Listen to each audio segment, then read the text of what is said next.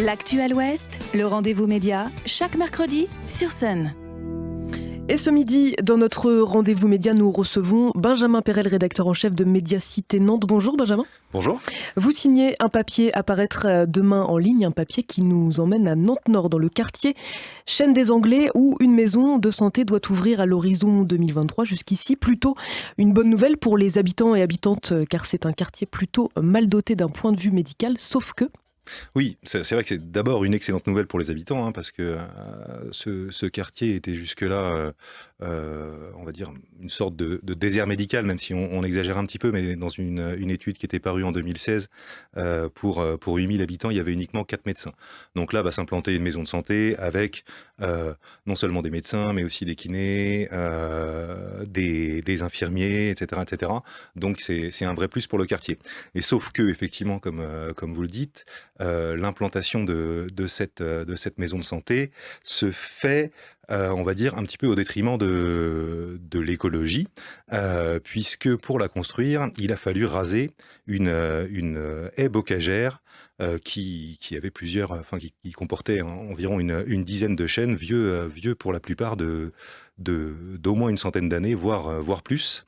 Et donc c'est là-dessus qu'on revient dans cet article pour s'interroger sur comment un très très bon projet peut aussi avoir des inconvénients dans la fabrique de la ville. D'autant que cette maison médicale, elle n'arrive pas seule, c'est un projet un peu plus global qui va également comporter des logements, des habitations, et c'est là un petit peu que le bas blesse aussi. À côté de ce besoin médical, on vient implanter des logements qui vont aussi desservir un petit peu ce quartier d'un point de vue écologique. Voilà, en fait c'est ce qui fait un peu le cœur du problème. En fait, donc au départ, en 2016, il y a la décision de construire cette maison de santé. Très bien, là-dessus, tout le monde est d'accord. C'est comme ça que c'est présenté aux habitants et tout le monde s'accorde à dire que c'est très bien. Et puis au fur et à mesure que le projet avance, parallèlement à cette maison de santé, est décidé de construire environ 70 logements et on confie à un promoteur donc le soin de les construire. Tout ça sur une même parcelle qui comportait auparavant quelques bâtiments et puis cette fameuse haie bocagère. Au départ, les habitants sont tout à fait d'accord pour la maison de santé et quand ils apprennent que il va y avoir en plus des logements et qu'en plus ces logements vont s'installer sur cette fameuse haie, c'est là que ça commence à poser des problèmes et tous ceux qu'on a pu rencontrer sont plutôt un peu vent debout contre le projet. Alors même si c'est trop tard, le coup est parti, comme disent les services de l'urbanisme et le chantier est lancé, la haie est rasée. Mais ça a du mal à passer sur le quartier.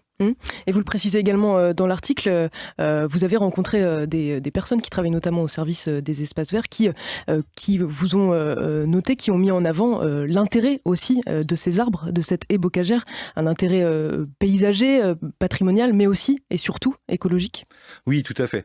Alors l'enquête est un peu partie en fait d'un mail qu'on a reçu, sur lequel on est tombé, qui est un mail du service des espaces verts et notamment de son directeur, et un mail envoyé en 2020 et adressé au directeur général des services de la ville de Nantes et à plusieurs autres directeurs de services, et dans lequel il râle très fort contre le projet, en déplorant justement la destruction de cette haie. Il dit, voilà, si nous ne parvenons pas à préserver un alignement de chênes centenaires à l'intérêt paysager remarquable, à l'intérêt écologique remarquable, etc., alors on pourra justifier de couper n'importe quel arbre à Nantes.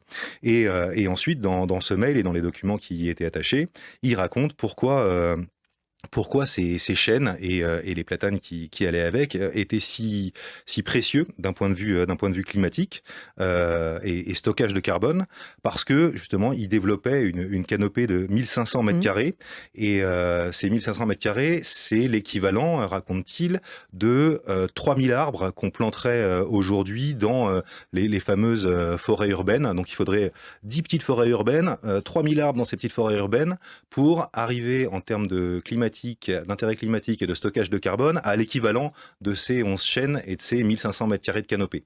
Donc ça, évidemment, ça les fait hurler. On comprend à l'heure du réchauffement climatique, au moment où on se dit, voilà, il faut absolument faire quelque chose pour préserver la planète.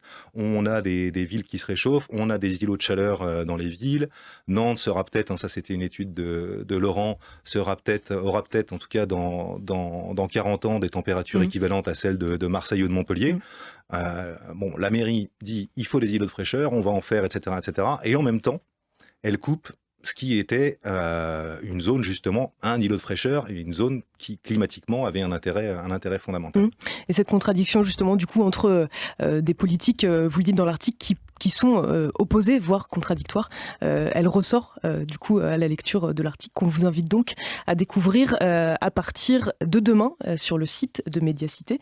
Et puis j'en profite juste pour terminer ce petit entretien. Médiacité qui a besoin d'abonnés, on le rappelle, 2000 d'ici la fin de l'année, c'est bien ça ? Exactement. Pour pouvoir continuer à publier, à faire des enquêtes comme celle-là et comme celle qu'on a fait auparavant, on a besoin de 2000 abonnés d'ici la fin de l'année, parce que Médiacité, pour faire de l'investigation locale et pour rester indépendant, vit uniquement des abonnements de ses lecteurs. Donc, on a besoin de plus de lecteurs pour pouvoir assurer la pérennité et l'indépendance du site et une information un petit peu différente au niveau local. Rendez-vous donc sur mediacité.fr. Merci Benjamin. Merci beaucoup à vous. Le rendez-vous média, en podcast et en vidéo sur myson et le sonunique.com.